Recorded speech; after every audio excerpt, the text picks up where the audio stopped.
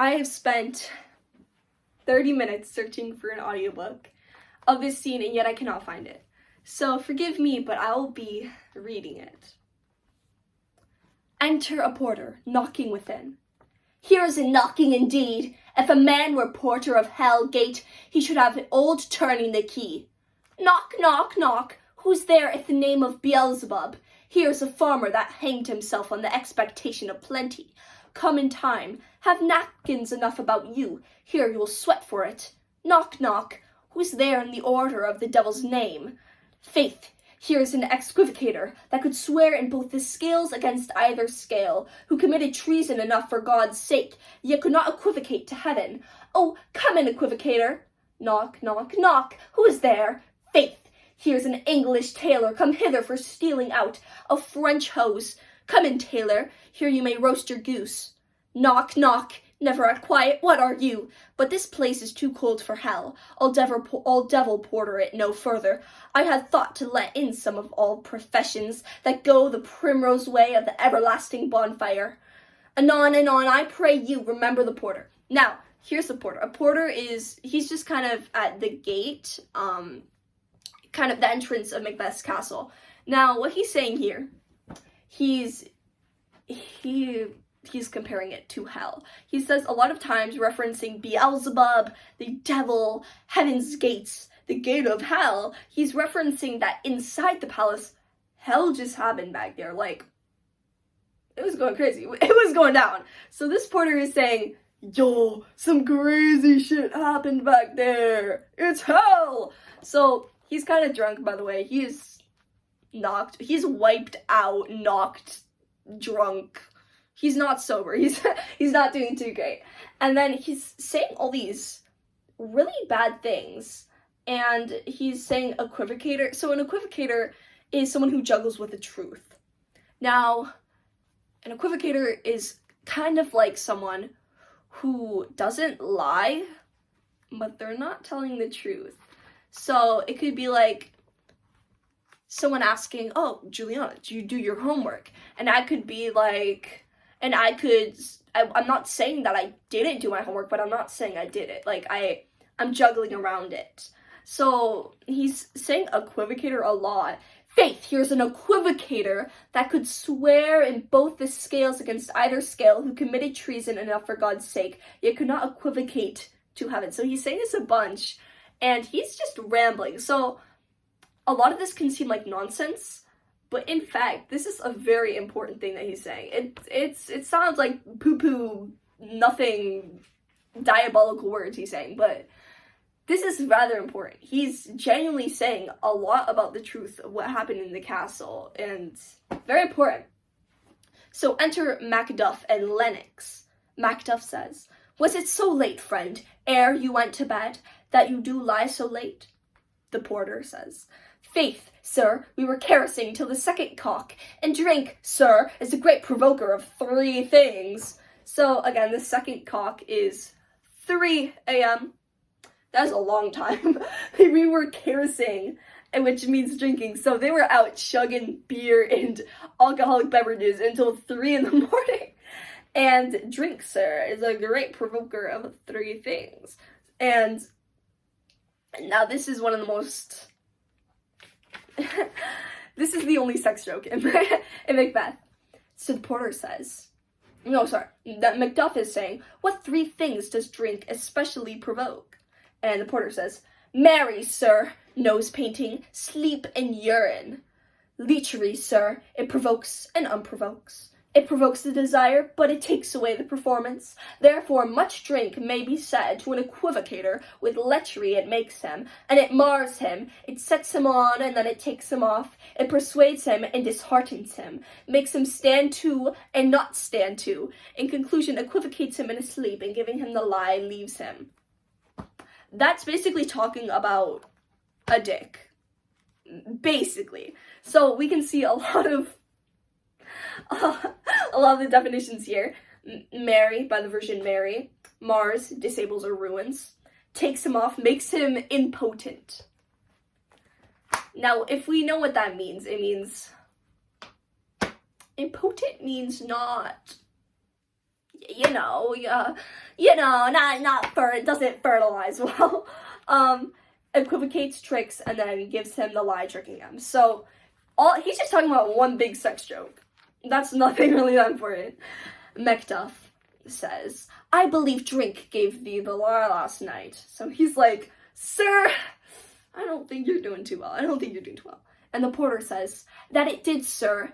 It very throat on me, but I requited him for his lie, and I think, being too strong for him, though he took up my legs sometime, yet I made a shift to cast him. So I would like you guys to know that gave thee the lie, knocked you out, requited him for his lie, paid him back for his wrestling trick, cast to vomit timely early. So I believe drink knocked you out last night. And he's like, I believe drink knocked you out. And then he says, that it did, sir. It made me throw up, and I paid him back for his wrestling trick, but I think being too strong for him. He's basically saying he tried to fight with his drunkenness. He tried to fight. He's like, no, I'm sober. I'm sober, as he's like tipping all over the place. And then it does say that his legs gave up because he was quite drunk. Now enter our goat, Macbeth. Is thy master stirring? By the way, this is Macduff. Is thy master stirring? Our knocking has awakened him. Here he comes. The porter leaves now. And Lennox says, good morrow, noble sir. So good morning. Macbeth, good morrows both. Macduff, is the king stirring, worthy Thane? Thane, again, is an earl or a duke. Macduff, there's so many Mac names. Macbeth says, not yet, Macduff.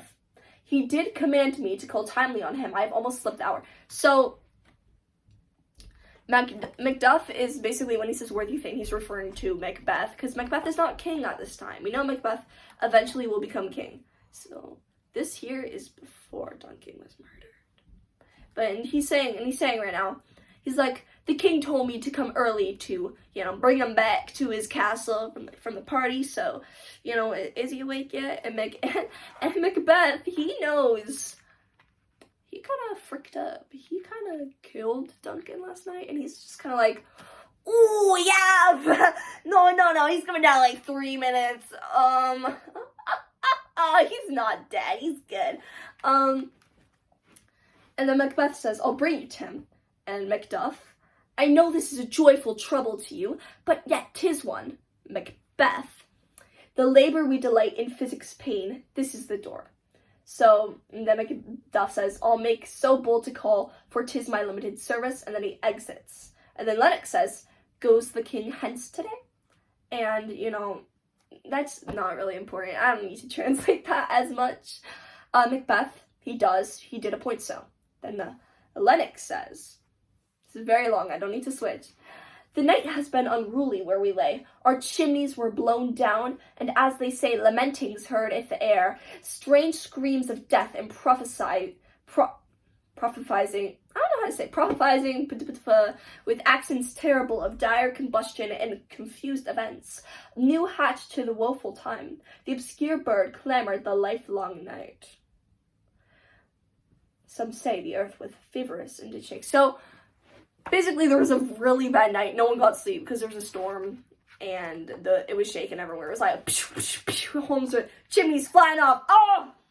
And, great. He did not sleep well. Macbeth says, 'twas a rough night. Lennox, my young remembrance cannot parallel a fellow to it. And then Macduff comes in, and he's like, damn it! Duncan's dead! And so Macduff runs in, oh, horror, horror, horror, tongue nor heart cannot conceive nor name thee. So, tongue nor heart. So, tongue, as in speech, heart, as in, feel, he can't process it, cannot conceive nor name thee. So, he's just like, oh my gosh, he's dead. I don't know what to say about it. He's having a rough time. He just found out King Duncan was freaking, someone just flatlining. And then Macbeth and Lennox say, what's the matter? And then we got Macduff. Confusion now hath made his masterpiece. Most sacrilegious murder hath broke ope the Lord's anointed temple and stole thence the life of the building. So confusion has made this grand masterpiece. This sacrilegious murder hath broke ope in the Lord's anointed temple. So he's just like, yo, life has been sucked out of this building. He's dead. Macbeth says, what is to say the life, Lennox? Mean you his majesty? And they're like, what do you mean alive? Like, what happened? Explain further. And Macduff says, approach the chamber and destroy your sight with a new gorgon. Do not bid me speak. See and then speak yourselves.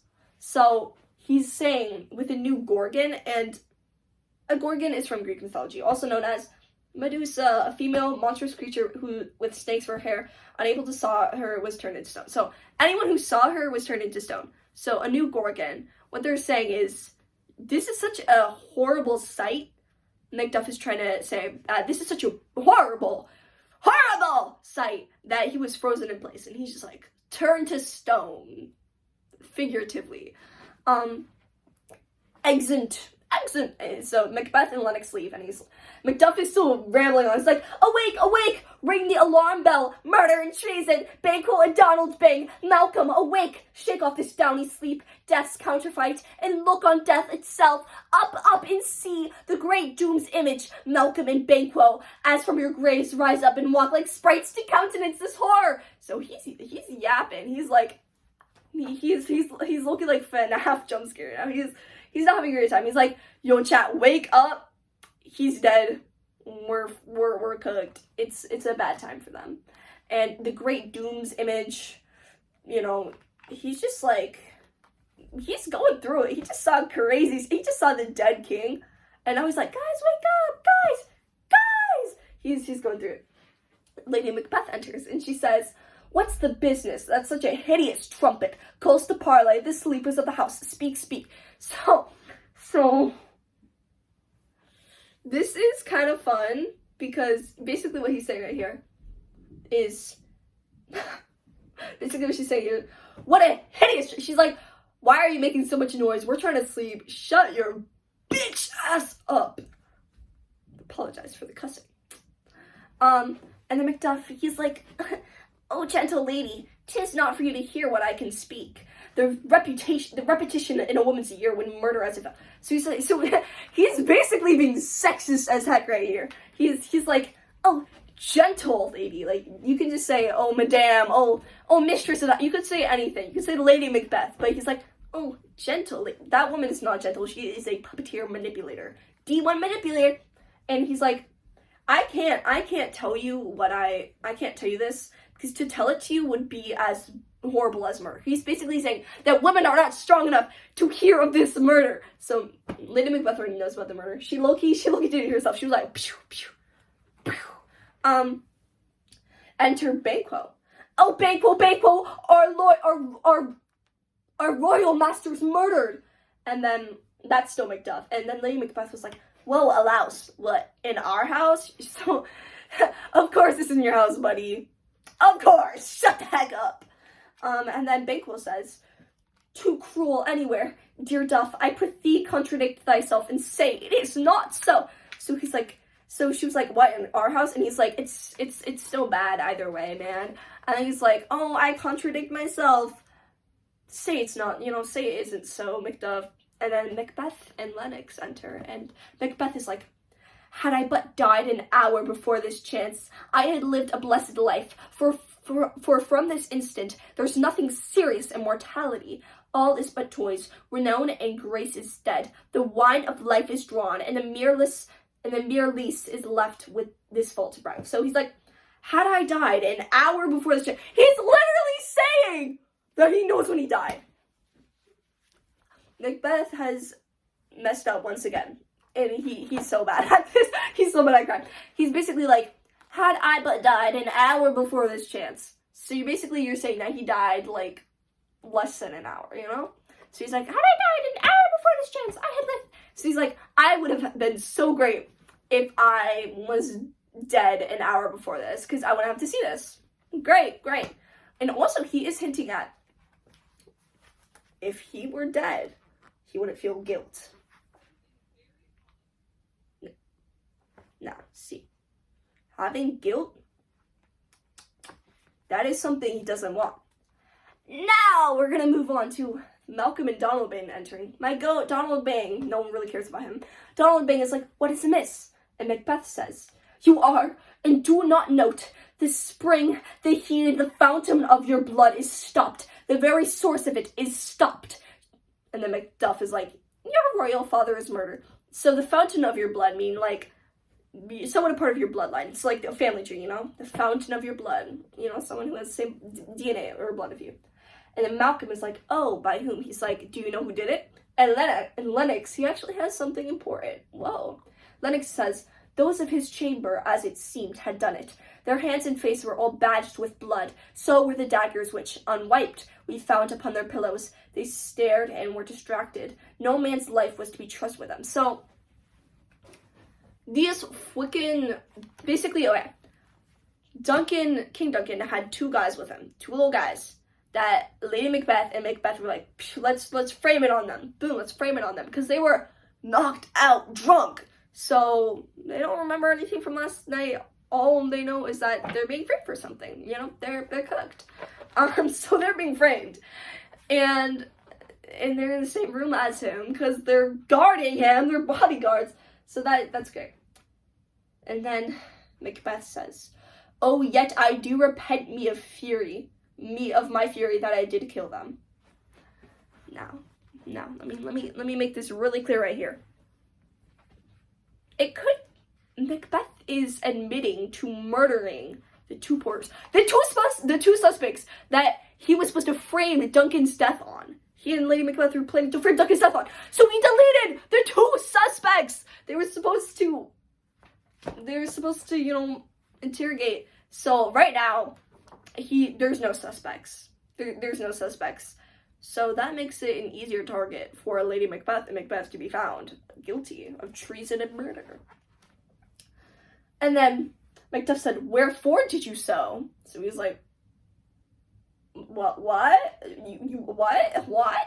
And Macbeth says, who can be wise, amazed, temperate, and furious, loyal and neutral in a moment? No man, the expectation of my violent love outran the pause of reason. Here lay Duncan, his silver skin laced with his golden blood, and his gashed stabs looked like a breach in nature, for ruin's wasteful entrance. They are the murderers steeped in the colors of their trade, their daggers unmannerly breached with gore. Who could refrain that had a heart to love, and in that heart courage to make love known? So he's saying, like, oh my gosh, who would have walked into that room and been like, oh my god, like, who could have just not done anything? So he was like, I was so blinded with love for my king, because he's so great, by the way, like, we love you, King Duncan, that I had to kill his murderers out of revenge, to bring vengeance to my glorious king, our glorious king, King Duncan, because he is amazing, even though he does butt cheek nothing. So he's like, guys, I did it for a good reason. And then Lady Macbeth says, help me, hence hell. And Macduff says, look to the lady. Now, in this little squabble here, she faints. Now, I'm gonna be very serious here. She faints for specific reasons, and I say this so. Now, in the 32 plays my glorious neighbor Julianne has seen, she said she fainted with different intentions. Now, I took that into mind, and I did studying on this. I was like, why did she faint? Why did she faint? This is the easiest question ever known to mankind. No, she did not faint because Macbeth almost, you know, admitted to murder. No, she did not faint because she's a gentle old lady that needs to be taken care of. No, she is a savage beast. She fainted. She fainted to shut him the heck up. Now, the reason is, she wouldn't faint out of worry for herself being caught for murder and treason. She doesn't need to, because she isn't even a suspect. Number one, women cannot murder. In this time period, women are useless. Women in the kitchen who gave birth to heirs and children. They are not of any other use. So why would a woman be able to murder? But a woman can manipulate. Now, Lady Macbeth manipulated Macbeth so many times throughout this entire play. So if we have Lady Macbeth manipulating Macbeth, forcing the thoughts of murder King Duncan, even though Macbeth wasn't even thinking, he's like, oh, I'm a little jealous, I want to be king, and she's just like, murder King Duncan! And he's like, I wasn't even thinking of that, but sure, I love you, wife. And so she manipulates him. She doesn't have any physical counterpart in this, besides, you know, that one physical time. No one would ever have evidence of her. She wouldn't get caught. There's no way she would have gotten caught, because she is so mentally strong. She wouldn't have, you know, given up that easily. She would have kept her cool. Now, Macbeth is not good at keeping his cool. And she is puppeting him. For what reason? She doesn't have reason to be the king. Why would she have reason to murder the king? If she wanted to be queen, she could just seduce the heck out of, like, you know, King Duncan. Why did she want to kill him? Because she's an evil serpent. Maybe she just woke up on a random Tuesday. She wanted to, you know, manipulate her husband into killing a king. No, she wanted to manipulate him. Again, women did not have power in this time. So her having power, she could do this in ways of manipulation instead of physical, because, no, she's just a gentle lady. She can't murder, but she can manipulate her husband into doing a murder and then framing it all on him, and then she's not even a suspect. So she would faint. In this reason, she would faint because Macbeth needs to shut the heck up. He is spilling some major beans right now, and she's like, look, I'm not in that worry to get found out. Like, I don't care if I get found out. You're the one getting the, you know, blame. But if, you know, I'm just feeling so ever kind to help you out. Ahem! Another page. Malcolm to Donald Bang, which is the son of, I believe this is the son of, one of the sons of King Duncan. So Malcolm says, why do we hold our tongues that most may claim this argument for ours? Donald Bang says back to him, what should be spoken here, where our fate hidden in auger hole may rush and seize us? Let's away, our tears are not yet brewed. And then Malcolm says back to him, nor our strong sorrow upon the foot of motion. So, you know, they're just kind of talking back and forth. And let's away, you know, this can be interpreted in one way, and one way only. I paused for a bit because I was gonna sneeze and I was suffering. But Donald Bing and Malcolm fear for their future. See, their dad's low-key dead. And they're like, what the frig, man, bro? They're gonna blame us for this. They're gonna blame us for this because they're stupid. So Malcolm says, Banquo says, look to the lady, and when we have our naked frailties hid that suffered exposure, let us meet the question, this most bloody piece of work, to know it further. Fears and scruples shake us. In the great hand of God, I stand and fence against the undivulged pretense. I fight of treasonous malice. So they're like, this was treason, and we gotta fight against it. We gotta find whoever did this. Macduff says, and so do I, and all of them say, so all. I don't know if this includes Lady Macbeth and Macbeth. Oh, never mind. So, never mind. Lady Macbeth has left. But what about Macbeth? Like, did he say that? Like, buddy, you are not in a mental state right now. You literally did this. Be so real. Then Macbeth says, let's briefly put on manly readiness and meet at the hall together. Manly readiness, great. You are not a man. It's been said several times throughout this, he is not a man by his wife. By his wife. You are not a man. And then all of them say, well contented. So all of them leave, except for Malcolm and Donald Bang. Now, why do that? Why does this happen? Malcolm says, what will you do? Let's not consort with them. To show an unfelt sorrow is an office which the false man does easy. All to England. And then Donald Bang says, to Ireland I. No, I forgot to get to the last part because it kind of cut off. But basically what they're saying, they're going to run away to England and Ireland. They're going to separate so that they can't track them down. So, thank you. Thank you for watching this. Now, that's it. Thank you. This was my summative.